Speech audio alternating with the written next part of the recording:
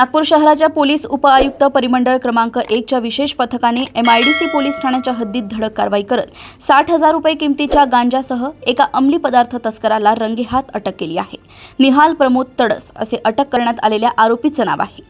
9 जुलै 2026 रोजी रात्री 9 ते 9:30 वाजताच्या दरम्यान विशेष पथक पेट्रोलिंगवर असताना मानाडोंगरी परिसरात एक इसम गांजा विकत असल्याची गुप्त माहिती पोलिसांना मिळाली। त्यानुसार YCC कॉलेज समोरील आर्यन जिम जवळील मोकळ्या जागेत सापळा रचला असता आरोपी कॉलेज बॅग घेऊन संशयास्पदरित्या थांबलेला दिसला।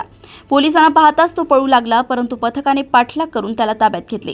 पंचांसमक्ष त्याच्या बॅगची झडती घेतली असता त्यात 60,000 रुपये किमतीचा 4 किलो 30 ग्रॅम अंमली पदार्थ गांजा जप्त करण्यात आला।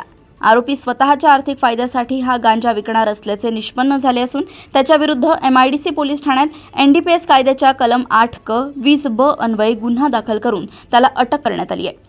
ही कामगिरी अपर पोलीस आयुक्त वसंत परदेशी, पोलीस उपआयुक्त सिंगारेड्डी ऋषिकेश रेड्डी, सहाय्यक पोलीस आयुक्त सतीश कुमार गुरव व वरिष्ठ पोलीस निरीक्षक गोकुळ महाजन यांच्या मार्गदर्शनाखाली सहाय्यक पोलीस निरीक्षक गजानन काठेवाडे आणि त्यांच्या विशेष पथकाने केली आहे। MIDC पोलीस स्टेशन अंतर्गत काल आम्ही एक गोपनीय माहिती होता आम्हाला। ते एक व्यक्ती आहे, ते ओडिसावरून ते गांजा घेऊन येतात तिकडे असं इन्फॉर्मेशन होता। त्यांना आम्ही 2-3 दिवसपासून त्यांच्यावर आम्ही लक्ष ठेवत होता आणि ते इकडे आल्यानंतर त्यांच्यावर आम्ही छापा टाकून त्याच्यामध्ये आम्ही 4 किलो गांजा त्यांच्याकडे मिळून आलेली आहे ते आणि जप्त केलेली आहे आणि NDPSच्या अंतर्गत आम्ही कारवाई करत आहे।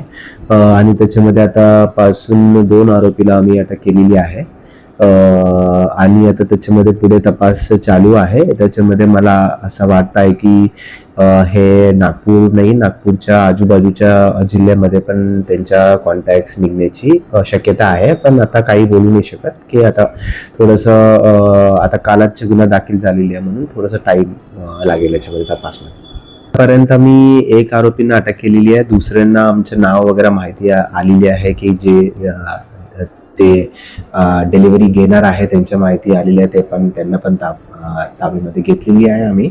आता पण त्याच्यामध्ये अजून नाम येण्याची शक्यता आहे, आमचे टेक्निकल अनालिसिस सुद्धा चालू आहे, त्याच्यामध्ये अजून येण्याची शक्यता आहे।